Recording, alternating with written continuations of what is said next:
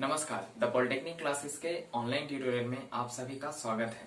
हम लोग इसके पिछले वाले वीडियो में देखे थे टाइप्स ऑफ इंस्ट्रक्शन के बारे में, जिसमें हम लोग 3 टॉपिक डील कर चुके थे। पहला था हमारा डाटा ट्रांसफर इंस्ट्रक्शन, दूसरा अरिथमेटिक इंस्ट्रक्शन और तीसरा लॉजिकल इंस्ट्रक्शन। हम लोग फोर्थ वन देखेंगे ब्रांचिंग इंस्ट्रक्शन। ठीक है, तो आइए फिर देखते हैं व्हाट इज ब्रांचिंग इंस्ट्रक्शन और इसमें कौन कौन से इंस्ट्रक्शंस आते हैं उसके बारे में हम लोग जानेंगे। ठीक है, तो सबसे पहले ब्रांचिंग इंस्ट्रक्शन होता क्या है। तो वैसा इंस्ट्रक्शन जो क्या करता है, जैसे एक कोई प्रोग्राम लिखा हुआ है तो वो सीरियली एग्जीक्यूट करता है, और ब्रांचिंग इंस्ट्रक्शन जैसे ही आता है तो वो जो सीरियली एग्जीक्यूट कर रहा है वो ब्रांचिंग इंस्ट्रक्शन आने के बाद वो ट्रांसफर, मतलब जो एग्जीक्यूशन जो हो रहा है वो एग्जीक्यूशन के कंट्रोल को कहीं और ट्रांसफर कर देता है। ठीक है, तो हमारे ये कुछ ब्रांचिंग इंस्ट्रक्शंस हैं, उसके बारे में हम लोग जान लेते हैं। तो सबसे पहले है हमारा JMP, जंप इंस्ट्रक्शन। ठीक है, जंप बोले तो एक जगह से दूसरी जगह पे कूदना। ठीक है, तो आप कहीं पे भी, मतलब जहां पे भी हम प्रोग्राम में जंप इंस्ट्रक्शन यूज करते हैं वो कंट्रोल को दूसरे जगह पे ट्रांसफर कर देता है। ठीक है, तो ये जंप भी दो तरह का होता है, एक तो कंडीशनली होता है या फिर अनकंडीशनली। अनकंडीशनली हम अपने प्रोग्राम में भी यूज करते हैं, और अगर जैसे क्या होता है कि अगर आप कंडीशनली अगर आप जंप यूज कर रहे हैं तो आप, जैसे क्या होता है, सबसे पहले मान लीजिए कि हम लोग जो फ्लैग यूज कर रहे हैं, फ्लैग जो हमारा है, फ्लैग जिसमें मान लीजिए अगर पैरिटी बिट आपका सेट है 1 है तो जंप कर जाओ, इस तरह का इंस्ट्रक्शन हम लोग लिखेंगे। अगर मान लीजिए अगर आपका जीरो फ्लैग है तो जीरो फ्लैग 1 है, मतलब जीरो आपका रिजल्ट 0 आ रहा है तो जंप कर जाओ। ऐसे करके हम जंप को मतलब जंप करते हैं इंस्ट्रक्शन में, मतलब बोले तो अपने प्रोग्राम में जंप करने के लिए एक कंडीशनली जंप ऐसे करते हैं। ठीक है, और फिर है दूसरा हमारा कॉल इंस्ट्रक्शन। कॉल इंस्ट्रक्शन क्या होता है, this instruction is used for call the subroutine in program. जब हमें प्रोग्राम में सब रूटीन को कॉल करना होता है तो हम लोग यूज करते हैं कॉल इंस्ट्रक्शन का। ओके, तो कॉल इंस्ट्रक्शन क्लियर हो गया, जंप क्लियर हो गया।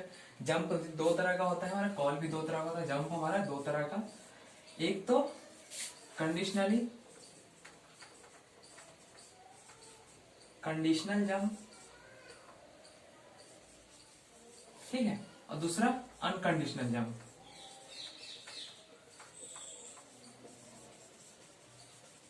ओके, ठीक है, तो दो तरह का जंप हो गया। फिर कॉल हम लोग देख लिए, कॉल का यूज क्या करते हैं, जब हमें सब रूटीन को कॉल करना होता है तो कॉल इंस्ट्रक्शन का यूज करते हैं।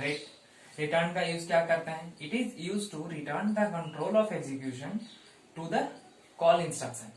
ये क्या करता है, ये रिटर्न आता है जहां से हमें मतलब क्या बोल रहा है, return the control of execution, जो एग्जीक्यूशन जो कर रहा था उसके कंट्रोल को ये वापस कॉल इंस्ट्रक्शन पे वापस लाता है। ठीक है, तो ये हमारा हो गया ब्रांचिंग इंस्ट्रक्शन। अब हम लोग देखेंगे मशीन कंट्रोल इंस्ट्रक्शन या फिर कंट्रोल इंस्ट्रक्शन। ओके, तो आइए अब हम लोग देखते हैं मशीन कंट्रोल इंस्ट्रक्शन। ओके, या फिर कंट्रोल इंस्ट्रक्शन इसको बोलते हैं। इस तरह का इंस्ट्रक्शन क्या करता है, this instruction control the machine function, मतलब जो मशीन जो फंक्शन कर रहा है उसको ये कंट्रोल करता है। अब कैसे कंट्रोल करता है, इसमें कौन कौन से इंस्ट्रक्शन आते हैं उसको देखते हैं। ठीक है, और उससे पहले ये इस तरह के जो मशीन कंट्रोल जो इंस्ट्रक्शन होते हैं वो कोई भी ऑपरेंड नहीं लेते हैं। ओके, मतलब इसमें किसी भी, या फिर कह सकते हैं कि इसमें ऑपरेंड फील्ड बिल्कुल एम्प्टी होता है। अगर हॉल्ट हमें देना है तो सीधा HLT हम लोग लिख देंगे और उसके साथ कोई इंस्ट्रक्शन नहीं। ये इस पूरा का पूरा एक खुद इंस्ट्रक्शन है। ये सारे 1 बाइट के इंस्ट्रक्शंस होते हैं, या फिर NOP अगर लिखना हो। ओके, तो ये खुद में ही ये फुलफिल्ड इंस्ट्रक्शन है, मतलब इसको किसी भी तरह का कोई भी ऑपरेंड का जरूरत नहीं होता है, ऑपरेंड फील्ड एम्प्टी होता है। ओके, तो आइए एक एक करके सारे इंस्ट्रक्शन के बारे में जानते हैं। NOP, नो ऑपरेशन, जब हमें क्या करना होता है, जैसे माइक्रो प्रोसेसर को थोड़ा डिले देना होता है प्रोग्राम में तो वो यूज करता है नो ऑपरेशन, मतलब NOP इंस्ट्रक्शन का वो यूज करता है। उस टाइम में माइक्रो प्रोसेसर कोई भी ऑपरेशन नहीं करता है। ठीक है, और सेकेंड है हमारा HLT, हॉल्ट। होल्ड करने के लिए जब होल्ड इंस्ट्रक्शन जब परफॉर्म होता है तो इसके बाद क्या होता है कि माइक्रो प्रोसेसर सारे बसेस होल्ड हो जाते हैं मतलब उसके बाद वो कोई वर्क नहीं करते हैं।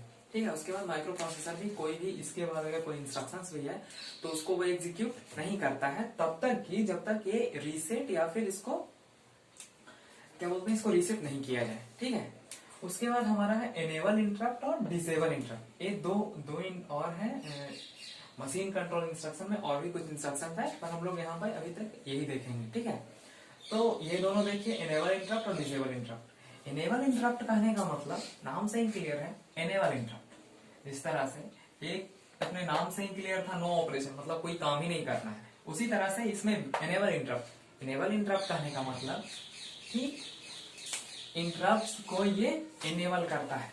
ठीक है, डिसेबल इंटरप्ट कहने का मतलब इंटरप्ट्स को डिसेबल करता है। मान लीजिए कोई एक प्रोग्राम बन लिखे हैं, ठीक है, तो मान लीजिए आप ऐसा चाहते हैं कि इस पूरे प्रोग्राम के, मान लीजिए पूरा आपका प्रोग्राम लिखा हुआ है स्टैक में, मेमोरी में, तो ये पूरे प्रोग्राम के एग्जीक्यूशन तक कोई भी इंटरप्ट या फिर आपका कोई भी इंटरप्ट हो, RST 7.5, 6.5, 5.5 ट्रैप, ठीक है, ट्रैप छोड़ करके INTR, ये जो कोई भी इंटरप्ट आपको डिस्टर्ब ना करे पूरे एग्जीक्यूशन तक, ये पूरे इंस्ट्रक्शन को एग्जीक्यूट होने तक, मतलब आपके पूरे प्रोग्राम को एग्जीक्यूट होने तक आपका कोई भी इंस्ट्रक्शन मतलब इंटरप्ट आपको डिस्टर्ब ना करे या फिर आपको इंटरप्ट ना करे, इसलिए हम लोग यूज करते हैं DL, डिसेबल इंटरप्ट। सारे इंटरप्ट्स को वो डिसेबल कर देगा सिर्फ ट्रैप को छोड़ करके, क्योंकि ट्रैप अगर आपका इनेबल होता है तो हम लोग जानते हैं ट्रैप जब इनेबल होता है तो उसको वो परफॉर्म करना ही पड़ता है माइक्रो प्रोसेसर को, उस इंटरप्ट को, उसको बाकी को छोड़ करके हम डिसेबल कर सकते हैं। और इनेबल इंटरप्ट इसके बाद अगर जैसे देखिए, मान लीजिए आप प्रोग्राम के शुरू में ही लिख दिए डिसेबल इंटरप्ट, ठीक है, तो सिर्फ ट्रैप को छोड़ करके वो जितने भी इंटरप्ट होंगे उसको वो डिसेबल कर देगा, वो आपके पूरे प्रोग्राम के एग्जीक्यूशन तक वो उसको नहीं, मतलब क्या बोलते हैं, इनेबल नहीं होने देगा, मतलब उसको उस पर ध्यान नहीं देगा, सिर्फ ट्रैप को छोड़ करके, ट्रैप का नहीं, ट्रैप पे ये चीज फॉलो रूल नहीं लागू होता है।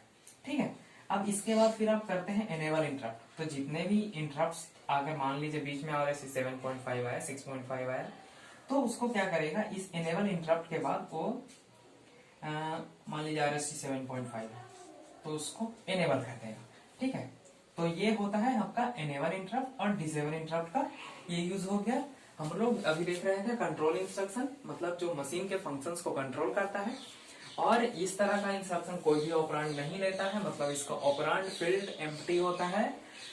NOP, नो ऑपरेशन, हॉल्ट करने के लिए, मतलब मान लीजिए हम लोग हॉल्ट का यूज अपने प्रोग्राम के लास्ट में करते हैं माइक्रो प्रोसेसर को हॉल्ट करने के लिए, ये आप ये भी कह सकते हैं सबसे लास्ट इंस्ट्रक्शन होता है। ओके, PI इंटरप्ट्स को इनेबल करने के लिए, DI डिसेबल इंटरप्ट्स।